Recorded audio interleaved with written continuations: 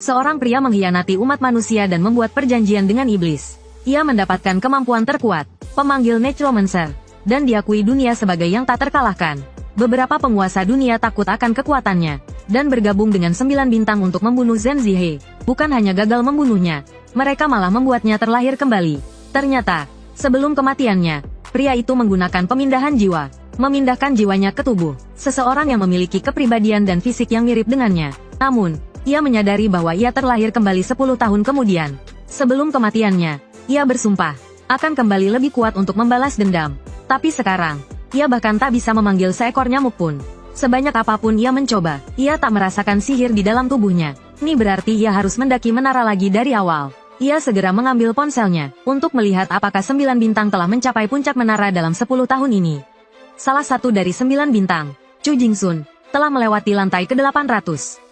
10 tahun lalu, ia berada di lantai 600, dan sekarang baru mencapai lantai 800. Tapi ini kabar baik baginya, ia bisa mendaki menara selagi 9 bintang bermalas-malasan, lalu mengalahkan mereka semua. Ia segera mengambil pakaiannya dan bersiap untuk pergi. Ia harus memanfaatkan setiap saat untuk menjadi lebih kuat. Ia bisa memanfaatkan pengalaman masa lalunya, untuk kembali kuat dalam waktu singkat. Aku pasti akan berdiri di hadapan 9 bintang lagi, dan membuat mereka merasakan ketakutan. Setelah seharian bepergian, akhirnya aku sampai di pintu masuk Menara Dewa. Tempat ini dipenuhi semua hasrat manusia. Mendaki ke lantai atas akan memberikan kekayaan yang tak terhitung jumlahnya. Gerbang menara terbuka tepat waktu. Semua orang, kecuali aku, tak sabar untuk masuk ke dalam. 10 menit kemudian, tubuhku diteleportasi ke tutorial pemula. Aku merasakan perasaan yang sudah lama hilang. Sudah 15 tahun aku tidak ke sini. Tapi tutorial pemula ini adalah dungeon paling sulit dan menjijikkan di 10 lantai pertama. Bahkan aku harus berjuang keras di sini selama beberapa hari. Sistem menara muncul. Sebenarnya, tugasnya sederhana, hanya perlu berlari sampai ke ujung. Luka yang diderita saat menyelesaikannya akan pulih secara otomatis. Aku memanggil jendela statusku untuk memeriksa kondisi tubuhku, dan menemukan bahwa aku memiliki skill melahap dari kehidupan sebelumnya. Mungkin karakteristik dan kemampuan tubuh ditentukan oleh jiwa. Selanjutnya, aku akan melihat seberapa jauh tutorial pemula ini bisa meningkatkan kemampuanku. Aku melangkahkan kaki, dan seluruh tubuhku melesat seperti kilat. Pada saat yang sama, jebakan sihir diaktifkan. Saat panah ditembakkan, aku melihat lintasan panah dengan mata telanjang. Tapi di belakangku, 4 atau 5 panah menyala secara bersamaan. Sekalipun aku sangat lincah, aku tak bisa menghindari semua panah. Sedikit lagi aku bisa melewati lintasan ini. Tapi tubuhku terkena lebih dari 10 panah. Meskipun sakit, aku tak bisa berbuat apa-apa. Akhirnya, dengan tubuh yang sekarat, aku berhasil menyelesaikan lintasan. Saat aku menyelesaikannya, sistem penyembuhan menara diaktifkan dan memulihkan tubuhku. Saat berikutnya, tubuhku berdiri di sana dengan utuh. Aku tidak lari sembarangan tadi. Aku mengaktifkan skill melahap, melalap target yang telah mati dan mengubah semuanya menjadi kemampuanku. Aku menjadikan diriku sendiri sebagai target yang mati. Pengalaman yang ditukar dengan darah akan menjadi kemampuanku. Ketahanan semua atributku juga meningkat. Selama sebulan berikutnya, aku menghabiskan waktu di lintasan ini. Sampai ketahananku penuh, barulah aku berhasil membuka jalan ke tahap berikutnya. Namun, cara aku melewati tahap ini menarik perhatian iblis. Di kehidupan sebelumnya, aku diawasi oleh mereka saat melewati tahap ini. Dan sekarang terjadi lagi, dewa dan iblis memperhatikan para penantang, untuk melihat apakah mereka memiliki potensi untuk membuat kontrak dengan mereka. Salah satu iblis tersenyum padaku. Puncak kejahatan memberiku sapaan yang tidak diinginkan. Aku kenal iblis ini, dan dia juga mengenali identitas asliku. Iblis ini juga mencoba menjadikan aku muridnya di kehidupan sebelumnya. Dia menggangguku selama lebih dari 200 tahun. Tapi berkat dia, aku mendapatkan skill pemindahan jiwa. Aku mengabaikan iblis pengintip itu. Aku ingin memeriksa hasilnya dulu. Swos, aku menyerap darahku yang tertumpah sebelumnya. Semua ketahananku meningkat, dan aku juga mendapatkan sedikit kekuatan sihir. Karena nilaiku meningkat, talenta baru akan segera terbuka. Pembukaan talenta berhasil. Serba bisa level maksimal. Talenta ini memungkinkan untuk mahir dalam segala hal, dan langsung menguasainya sampai tingkat tertentu. Aku terkejut. Talenta ini benar-benar luar biasa. Sepertinya aku punya kesempatan untuk mencapai gelar yang tidak kudapatkan di kehidupan sebelumnya. Ahlinya segala hal, master serba bisa. Puncak kejahatan penasaran dengan keadaanku. Aku malas meladeninya. Aku bersiap untuk pergi ke lantai pertama. Iblis pengintip ini mengejarku dan mengikutiku. Sampai di tahap kedua, ada banyak senjata yang dipajang di sini. Setelah memilih senjata di sini, kita bisa pergi ke lantai pertama untuk memulai tantangan. Di kehidupan sebelumnya, aku tahu, tubuhku adalah penyihir. Jadi aku langsung memilih penyihir. Tapi sekarang berbeda, aku mengambil busur yang tertancap di tanah. Aku baru saja mendapatkan talenta serba bisa, jadi aku ingin melihat seberapa hebatnya. Kemudian, 3 target muncul di hadapanku. Swoosh, aku menarik busur dan melepaskan anak panah dalam satu gerakan. 3 anak panah ditembakkan sekaligus dan tepat mengenai ketiga target. Target mati tidak bisa menguji kemampuanku. Aku meminta sistem menara untuk menghasilkan target yang menyerang. Aku mengabaikan peringatan sistem, bahwa target yang menyerang dapat melukainya. Kemudian, sekelompok robot target muncul. Beberapa robot mengunciku dan menyerbu ke arahku. Aku melepaskan 3 anak panah dengan cepat. Swoosh, swoosh, swoosh. Langsung mengenai dahi ketiga robot dengan tepat. Saat itu, 2 robot sudah berada di depanku. Aku tidak punya waktu untuk menghindar. Aku meraih pedang dan membelah 2 robot itu. Aku mulai kesal. Aku memaki-maki sistem. Beri aku lawan yang lebih kuat. Sistem menerima perintahku. Target latihan berubah menjadi target raksasa. Tunggu sebentar. Semua robot menjadi 2 kali lebih besar. Aku mengambil tombak dan melompat tinggi. Lalu mendarat dengan keras. Tombakku menancap di mata robot. Aku mengeluarkan pisau belati ganda. Kulempar dengan kuat ke belakang. Langsung mengenai kepala 2 robot. Robot penyerang dengan penargetan otomatis muncul di belakangku. Robot jenis ini adalah yang terkuat di lantai pertama. Aku mengambil tongkat sihir dari lantai. Menggunakan skill sihir utama, tongkat mulai mengumpulkan energi, membentuk panah sihir. Boom, panah itu mengenai 3 robot. Mereka langsung menjadi rongsokan. Inilah bakatku yang luar biasa. Cukup dengan menyentuh senjata apapun. Kemampuanku langsung mencapai level maksimal. Aku membuka misi pencapaian. Jika aku menggunakan semua senjata di sini, aku bisa mendapatkan kelas master semua senjata. Tapi kelas utamaku harus tetap sama seperti di kehidupan sebelumnya. Aku segera meminta sistem untuk memberikan slot kelas tambahan. Aku bisa membayarnya dengan poin jasa. Tanda tanya besar muncul di sistem. Sebagai pemula, bagaimana aku tahu opsi ini? Aturan menara. Setelah menggunakan poin jasa, beberapa pengaturan dapat diubah melalui sistem. Aku meminta sistem untuk tidak ikut campur. Pokoknya aku ingin menggunakan hak istimewa poin jasaku. Tapi karena poin jasaku masih kurang 50, aku tidak bisa menukar slot kelas tambahan. Tidak ada pilihan lain. Aku hanya bisa meminta bantuan Iblis Baal. Antar muka sistem muncul. Berbicara dengan Iblis Baal menambahkan 200 poin jasa. Berhasil beralih ke kelas tambahan master semua senjata. Aku menggerakkan tanganku. Tongkat sihir memancarkan kekuatan petir. Selanjutnya aku hanya perlu menghancurkan dinding. Untuk pergi ke lantai pertama. Boom. Aku melepaskan semua energi. Ke lantai. Beberapa retakan muncul di langit lantai pertama. Swoosh. Aku muncul dari retakan itu. Melihat goblin kecil di bawah yang belum menyadarinya. Aku mengangkat kaki kananku dengan semangat. Aku menginjak kepalanya dengan keras ke tanah. Kemunculanku yang tiba-tiba membuat para penantang dan goblin tercengang. Goblin itu merintih dan tidak berani bergerak. Aku menyeringai jahat. Perasaan yang sudah lama hilang ini membuatku gemetar. Aku tidak sabar untuk mencoba menelan goblin dan mendapatkan skillnya. Penantang di belakangku terkejut sekaligus bingung. Dari perlengkapanku, aku jelas seorang penyihir. Tapi aku baru saja membunuh goblin dengan kakiku. Mereka lega ada yang datang membantu. Bertiga, mereka pasti bisa menang. Tapi aku dengan dingin menyuruh mereka pergi. Mereka berdua tercengang. Bukankah seharusnya kita bekerja sama untuk mengalahkan monster? Aku mengulangi perintahku untuk mereka pergi. Jika mereka berani mencuri buruanku, aku akan membunuh mereka juga. Kedua orang itu ketakutan dengan auraku. Mereka segera berbalik dan pergi. Ini membuatku sangat puas. Sekarang tidak ada yang akan mengganggu pertarunganku. 2 goblin menyerbu ke arahku. Asteris celang aku langsung membunuh 1 goblin dengan tongkatku. Goblin lainnya, baru pertama kali melihat penyihir memukul monster dengan tongkat. Ketakutan. Ia berbalik dan kabur. Tongkatku mengumpulkan energi. Melarikan diri dariku tidak mungkin. Panahku melesat dan menembus jantungnya. Aku mengulurkan tanganku, mengaktifkan kemampuan melahap. Tubuh goblin itu mulai terbakar menjadi api. Aku menelannya dalam satu suapan. Detik berikutnya, aku bisa melihat ingatan goblin itu. Seiring aku terus menyerap, aku juga bisa mengerti bahasa goblin. Jendela status muncul. Mana? 31. Nilai kekuatanku setara dengan pemain di lantai 1000. Sepertinya kelas serba bisaku memberiku nilai kemampuan tambahan. Saat itu aku melihat ingatan goblin. Goblin itu berencana mengorbankan manusia, dan yang melakukan pengorbanan adalah Raja Goblin. Setiap kali Raja Monster melakukan pengorbanan, ia akan melancarkan serangan monster massal. Aku bisa memanfaatkan kesempatan ini untuk meningkatkan kekuatanku dengan cepat. Aku mengulurkan tanganku untuk memanggil goblin yang baru saja kubunuh. 2 goblin melayang, diselimuti sihir. Detik berikutnya, daging mereka terkelupas. Hanya tersisa tulang belulang yang berjalan. Notifikasi sistem. Aku telah berganti kelas menjadi Raja Mayat Hidup. Kelas utamaku adalah Raja Mayat Hidup. 2 kerangka berlutut dan tunduk padaku. Ini mudah bagiku. Dan setahu saya, ada 1 kelas tersembunyi di lantai pertama yang belum ditemukan siapapun. Tiba-tiba goblin kerangka menoleh ke samping. Itu adalah rekan senegaranya semasa hidupnya. Melihat penampilannya sekarang, ia ketakutan setengah mati. Aku langsung tertarik. Aku bisa mendapatkan lebih banyak budak setia. 10 menit kemudian, pasukanku telah berkembang menjadi 10. Lalu aku membawa mereka ke sebuah ruangan. Mencari kelas tersembunyi terakhir. Asteris dentang asteris. Kakiku menghentak lantai dengan keras. Sebuah tangga muncul di bawah lantai. Setiap melangkah, aku melempar batu ajaib ke belakang.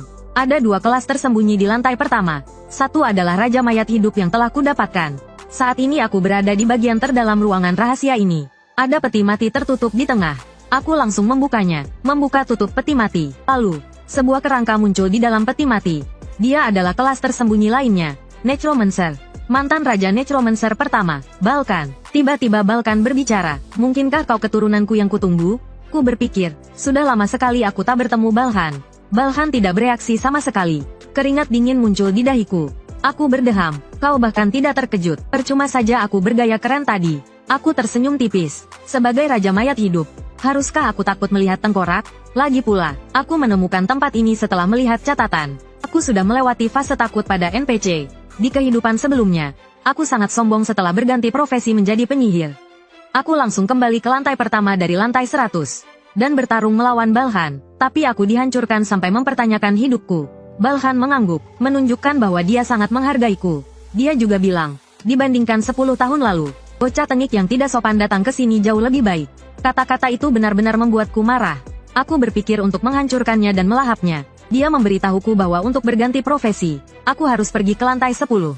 Raja Mayat Hidup adalah profesi tingkat lanjut dari Necromancer.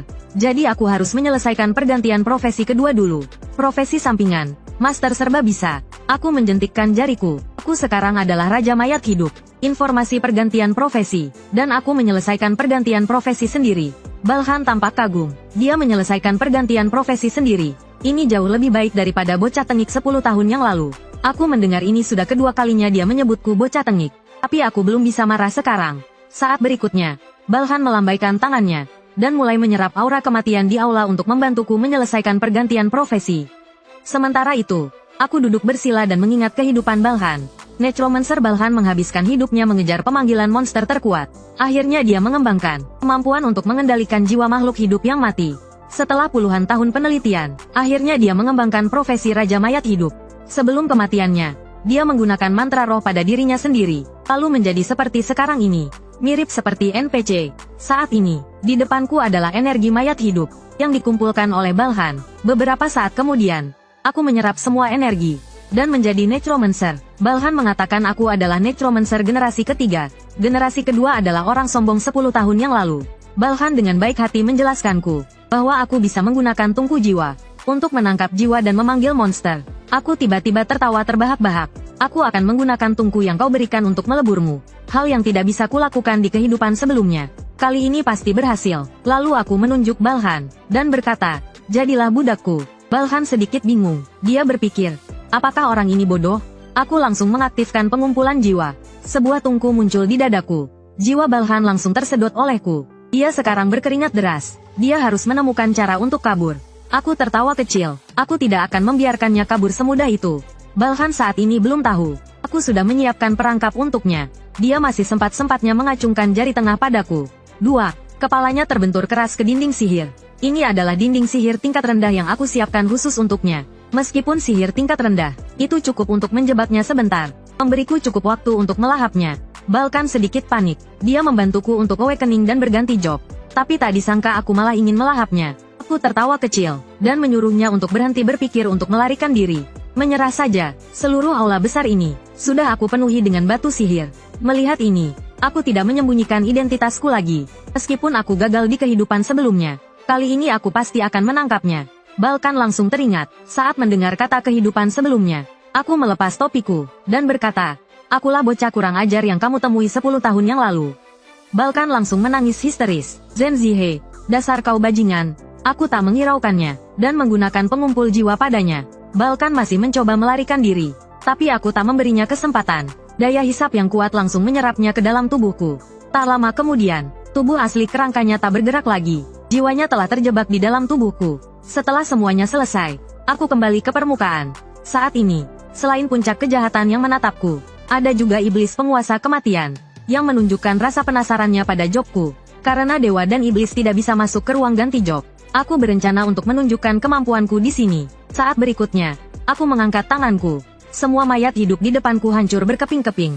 Lalu aku memanggil tungku di dalam tubuhku, dan menarik jiwa para goblin ke dalamnya. Tak lama kemudian, generasi baru pasukan mayat hidup lahir. Tapi yang membuatku kecewa, mayat hidup ini masih tidak bisa bicara. Balkan yang tadi di bawah tanah juga kupanggil. Dia sangat marah sekarang, dan ingin membunuhku. Aku malas meladeninya, karena aku sekarang adalah tuannya. Tidak perlu menjelaskan apapun padanya. Ini membuat Balkan marah dan meledak. Ingin mati bersamaku, tapi dengan satu pikiranku. Aku langsung membuat otaknya korsleting dan kehilangan kemampuan berpikir. Dia bisa muncul di sini sepenuhnya karena aku memberikan sihir untuk mewujudkan dirinya. Jika aku menghentikan suplai sihir, dia juga akan menghilang. Aku memberinya kesempatan. Jika dia tidak mengikutiku sekarang, aku akan melahapnya. Mau tak mau, dia harus setuju dan bersedia melakukan apapun. Aku menunjuk ke markas Raja Goblin. Ada aura yang sangat kuat di sana. Sekarang aku akan membawa kalian untuk menyerangnya. Aku pergi ke markas Raja Goblin sendirian, dan tanpa basa-basi langsung memanggil pasukan mayat hidupku. Penjaga Goblin, kuhilangkan dalam 0,01 detik. Setelah itu, semakin banyak penjaga muncul dan bertarung denganku. Aku mulai tertarik, bersiap untuk bergabung dan meregangkan ototku. Hanya dalam sekejap, aku mengalahkan semua penjaga. Di lantai terakhir, Goblin belum sempat bereaksi. Aku langsung teleportasi ke belakangnya. Ku cengkram kepalanya rat-rat, dan dengan sekali putaran, ku patahkan lehernya. Di atasku, ada 3 goblin yang mencoba menyerangku dari belakang. Langsung ditembus tubuhnya oleh goblin mayat hidupku. Ku ambil pedang panjang dengan santai. Dengan sekali serang, ku habisi 2 penjaga goblin di depan. Melihat aksi kerenku, puncak kejahatan mengayunkan lightstick untukku. Tapi menurutku dia menyebalkan. Lebih baik dia diam saja dan menonton di samping. Selanjutnya, aku akan pergi ke sarang terakhir, tempat Raja Goblin berada. Tidak peduli berapa banyak goblin di sana, pemenangnya pasti aku. Saat ini, Raja Goblin baru saja mengorbankan seseorang, tapi darah yang dibutuhkan belum cukup untuk mempersembahkan kehormatan tertinggi kepada iblis kematian. Goblin segera membawa korban berikutnya. Gadis ini memiliki 2 kaki ayam di kepalanya. Jelas dia dari klan Oni. Saat dia hendak meraih Oni, ku tebas tangannya dengan pedangku. Aku tiba-tiba muncul di pintu lantai 2. Melihat Raja Goblin melakukan ritual pengorbanan, aku tertawa. Ku katakan, apapun yang kau lakukan, hentikan sekarang juga, karena selanjutnya aku akan melahapnya. Mendengar aku akan melahapnya, dia langsung marah. Aku mengabaikannya. Kalau berani, buat aku berlutut dan kau tahu padamu. Gadis Oni di samping, kebingungan melihat kedatanganku, tapi dia bisa memanfaatkan kekacauan ini untuk melarikan diri. Gadis Oni langsung berbalik dan mencoba kabur. Melihat ini, Raja Goblin segera menggunakan kekuatan iblis kematian untuk menghentikannya. Aku merasa nama iblis kematian itu familiar. Belum sempat aku berpikir, serangan Raja Goblin sudah hampir mengenai. Aku menggunakan lightning dash untuk menyelamatkannya. Dengan satu pukulan, ku hancurkan serangan yang datang. Serangan seperti itu bahkan tak terasa gatal bagiku. Ku beritahu gadis Oni untuk pergi tanpa banyak bicara. Saat itulah aku memperhatikan kaki ayam di kepalanya. Simbol klan Oni. Klan Oni adalah klan kuno yang kuat yang tinggal di lantai 100. Tapi mereka seharusnya tidak ada di lantai 1. Mungkin sesuatu telah terjadi di menara 100 lantai. Di sisi lain, Raja Goblin sangat marah karena ritualnya diganggu. Ku minta gadis Oni untuk minggir. Aku tidak akan menyelamatkannya lagi. Raja Goblin mengangkat tangannya. Tubuh 2 goblin mulai membengkak. Ini adalah skill ledakan darah miliknya. Dia menarik darah dari dalam tubuh goblin. 2 goblin meledak dengan suara keras. Tapi aku sudah menerobos area ledakan sebelum itu terjadi. Ekspresi wajahnya penuh ejekan. Dia terlalu lambat. BUGH, satu pukulan mendarat tepat di rahang Raja Goblin. Kekuatan pukulanku membuat rahang Raja Goblin ternganga. Duar, dia terlempar puluhan meter. Seranganku belum berhenti. Aku melesat ke arahnya. Pada saat itu, Raja Goblin tiba-tiba meraung. Iblis penguasa kematian, berikan dia kekuatan. Aku merasakan waktu melambat. Lalu, muncul monster darah raksasa. Dia mencengkeram lenganku rat-rat. Satu cakar menghantam. Tubuhku terbanting ke tanah. Melihatku terbaring tak bergerak, Raja Goblin tertawa. Ini jurus terkuatku. Pemanggilan roh. Rasakan kekuatan ini. Mendengar pemanggilan roh, aku mencibir. Tiba-tiba, aku membuka mataku. Belum pernah ada yang berani menyebut pemanggilan roh di hadapanku. Duar, aku memanggil lebih dari 10 roh goblin. Mereka menyerbu masuk ke dalam tubuh monster darah, menghancurkan dari dalam.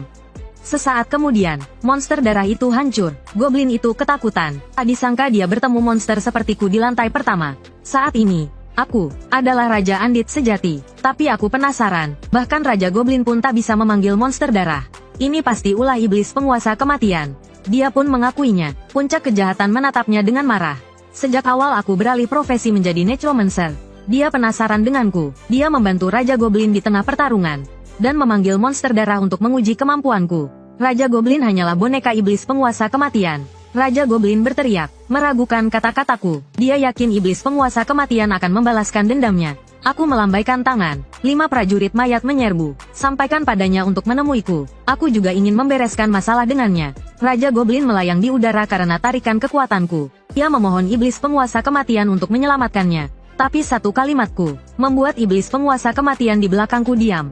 Kau yang memprovokasiku. Jika kau berani menghalangi lagi, kau akan menanggung akibatnya. SRET, iblis penguasa kematian tampak puas dengan tindakanku. Dia takkan menghalangiku. Aku mengepalkan tanganku. Tubuh Raja Goblin hancur. Setelah mati, jiwanya mencoba kabur. Tapi ku tangkap. Ku remukkannya seperti bola karet. Lalu, kuolah menjadi pil jiwa. Ini skill lain Raja Andit.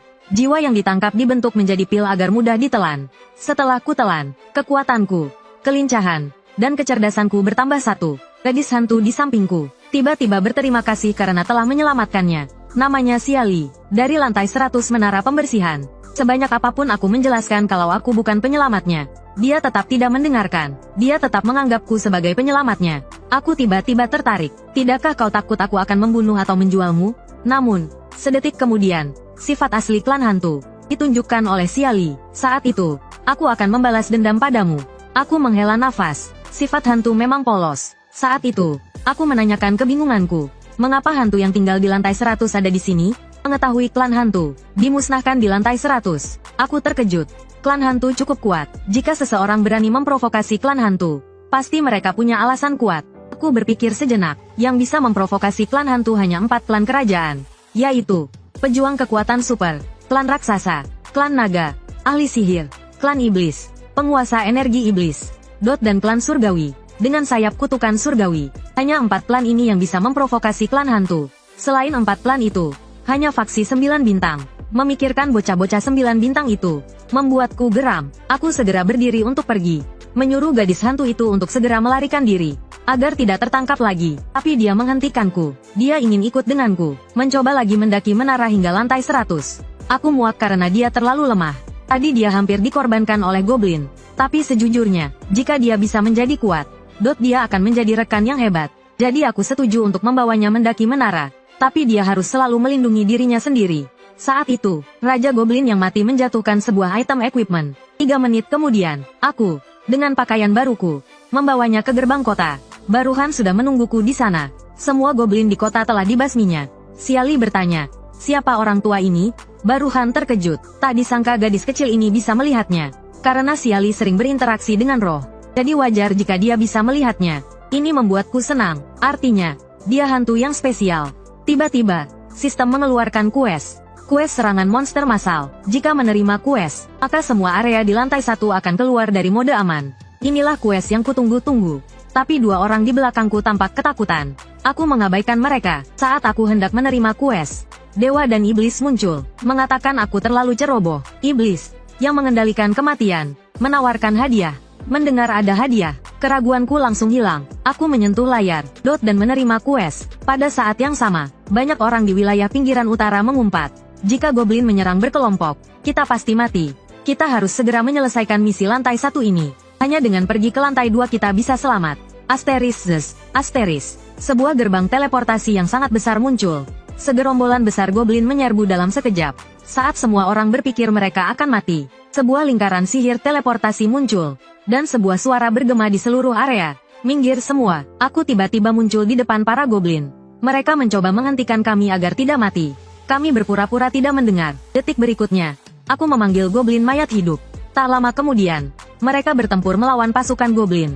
Xiali menoleh padaku dan berkata, dia juga ingin mencoba mendapatkan gelar pembantai. Aku mengizinkannya dan menyuruhnya cepat. Kalau tidak, pasukan goblin mayat hidupku akan membunuh semuanya. Xiali segera membuka ruang dimensinya. Dari ruang dimensi lain, dia mengeluarkan pedang panjang. Dia menghadapi goblin yang menyerang dengan tenang. Dengan satu tebasan ringan, dia menghabisi goblin itu. Melihat punggung Xiali, aku termenung. Pedang itu jelas bukan pedang biasa. dan dia sangat mahir menggunakannya. Mungkin penyerangan ke desa goblin ini untuk menangkap Xiali. Saat itu, seorang pria yang mengaku bernama Seng Tae memanggilku. Dia berasal dari Guild White Light Deferer. Dia ingin kami bergabung dengan guildnya. Tapi aku belum pernah mendengarnya dan tidak tertarik. Aku menyuruhnya pergi. Namun, aku mengetahui bahwa guild ini adalah cabang dari guild milik kakak beradik Peron Bintang 9. Aku memerintahkan goblin mayat hidup untuk menahannya. Kakak beradik Peron Bintang 9 adalah orang yang mencoba membunuhku. Aku menodongkan pisau ke leher Seng Tae. Aku memaksanya untuk memberiku informasi tentang kakak beradik Peron. Dua orang yang dibawa Seng Tae mengumpat. Apakah hanya karena kuat kau bisa menindas orang lain? Pertanyaan itu membuatku bingung. Bukankah itu wajar? Apa gunanya jika kita tidak boleh berkelahi dan membunuh? Di dalam menara ini, hanya yang kuat yang bisa bertahan. Aku memerintahkan goblin mayat hidup untuk melepaskan Seng Tae. Jangan sampai dia tercekik mati. Tapi aku tidak akan melepaskannya. Aku membutuhkannya sekarang. Itulah sebabnya dia masih hidup. Lalu aku menyuruh mereka kabur. Jangan salahkan aku jika kalian mati di sini. Di sisi lain, pertempuran antara goblin dan pasukan mayat hidup semakin memanas. Aku dan Balhan juga bergabung dalam pertempuran. Asteris boom, asteris. Lebih dari 30 goblin terlempar oleh kami. Tapi jumlah goblin yang banyak ini membuatku pusing. Akhirnya, aku menyerahkan semua pasukan mayat hidup kepada Balhan. Dan aku bersiap untuk turun tangan sendiri. Kami berdua menggunakan kebangkitan secara bersamaan. Satu adalah Necromancer generasi pertama. Dan yang lainnya adalah Raja Mayat Hidup modern. Goblin yang mati di medan perang. Kami bangkitkan menjadi kerangka. Perintah terakhirku, bahkan goblin yang mati, harus diubah menjadi prajurit mayat hidup. Aku melangkah maju. Seluruh tubuhnya melesat seperti peluru. Satu tebasan pedangnya langsung menghabisi belasan goblin. Di sisi lain, Xiali juga membantai dengan sangat cepat. Tapi setelah dia membunuh beberapa, puluhan goblin lain mengerumuninya. Goblin-goblin ini terlalu banyak. Dia mungkin akan kelelahan dan mati. Saat itu, seekor goblin tiba-tiba melompat dari belakangnya. Cakarnya menoreh punggung Xiali, meninggalkan bekas luka. Rasa sakit yang menusuk membuatnya menjerit. Tapi rasa sakit ini tidak seberapa dibandingkan dengan kehancuran desanya. Dia berputar dan membelah goblin itu dengan satu tebasan. Bruk, Xiali berlutut. Kondisi fisiknya sudah mencapai batasnya. Xiali menoleh ke arahku. Dia melihatku membantai goblin dengan tebasan dan sayatan. Dia takjub melihatku membunuh goblin dengan mudah. Tak disangka di lantai pertama, aku bertemu dengan orang yang begitu kuat.